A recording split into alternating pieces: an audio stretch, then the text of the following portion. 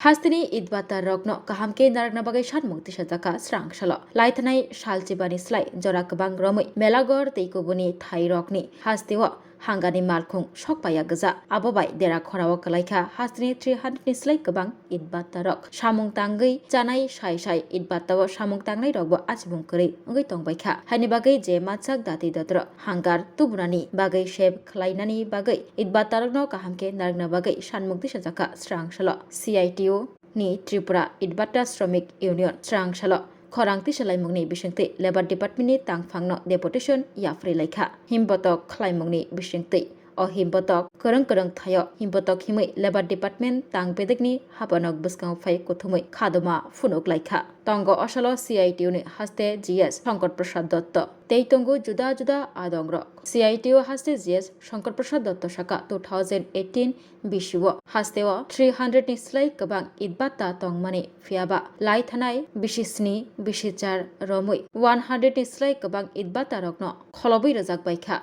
abobai hangane bialo angma bagai idbatani dera khora nogui tongbaikha te idbatabo sai samung tangnai rokbo achimung kri ngai tongbaikha haini bagai dati dodro hanga tobrani shep khlainani shanmukti salaikha CITO ni Tripura Idbata Shramik Union te Labor Department ni Tangphano Deputation Yafri Laika Borok এখানে একটি সরকার আছে বলে আমরা কেউ অনুভব করতে পারছি না। এমনিতেই ত্রিপুরায় সরকারি কাজকর্ম প্রায় নেই বললেই চলে,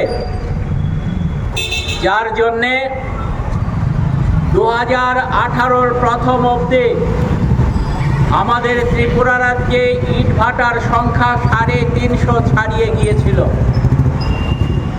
বিজেপি সরকার 2018 সালে আসার পর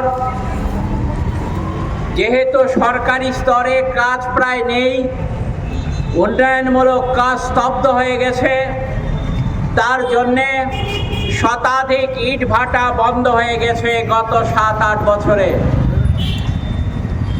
তার উপর গোদের উপর বিষ ফোঁড়ার মতো যাও কিছু ইট ভাটা ধুকে চলছে, সেই ইট ভাটাগুলো আজকে কয়লার অভাবে একটার পর একটা ভাটা তারা আগুন নিভিয়ে দিচ্ছে। তার অর্থ হচ্ছে সেখানকার শ্রমিকরা কর্মহীন হয়ে পড়বেন। আমাদের ত্রিপুরা রাজ্যে এর আগেও কয়লার বিভিন্ন সময়ে সমস্যা দেখা দিয়েছে, কিন্তু কয়লার অভাবে কোনো ইট ভাটা 2018 সালের আগে বন্ধ হয়নি। তার কারণ হচ্ছে সেই সময়ে রাজ্য সরকার উদ্যোগ গ্রহণ করে বিভিন্ন সময়ে মেঘালয় থেকে, আসাম থেকে বা বাইরের রাজ্য থেকে কয়লা আনার ক্ষেত্রে যদি কোনো সমস্যা দেখা দিত, সেই সমস্যা সমাধানের ক্ষেত্রে জরুরি ভিত্তিতে রাজ্যের বিগত দিনের বামফ্রন্ট সরকার উদ্যোগ গ্রহণ করত। তার ফলে কোনোদিন ত্রিপুরা রাজ্যে ইটভাটার শ্রমিকরা তারা বেকার হয়ে পড়েননি।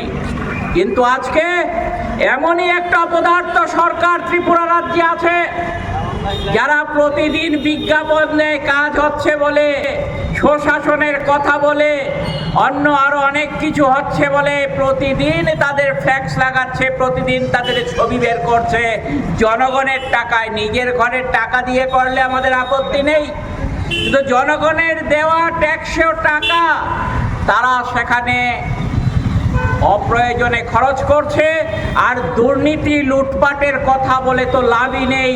ত্রিপুরা রাজ্যে সরকারি খরচ করার জন্য যা টাকা আসছে, তার অর্ধেকের বেশি টাকা লুটপাট হয়ে যাচ্ছে। একেবারে সর্বোচ্চ পর্যায় থেকে সর্বনিম্ন পর্যায়ে অল্প কিছু মানুষ এই দুর্নীতি লুটপাটের সাথে যুক্ত আছে। স্বাভাবিক কারণেই শ্রমিকদের কথা, ইটভাটা শ্রমিকদের দুঃখ কষ্ট লাঘব করবার চিন্তা তাদের মাথায় আসে না।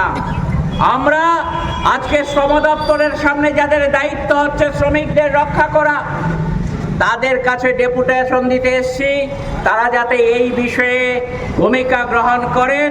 না হলে পর আগামী দিনে ইটভাটা শ্রমিক ইউনিয়ন শুধু নয়, সিআইটিউর অন্তর্ভুক্ত অন্যান্য সমস্ত ইউনিয়নগুলো যৌথভাবে এই সরকারের শ্রমিক মারা নীতির বিরুদ্ধে ঝাঁপিয়ে পড়বে। এবং আমরা আশা করব এই লড়াই আন্দোলনে আগামী দিনে আপনাদের সমর্থন আমরা পাবো, এই কথা বলে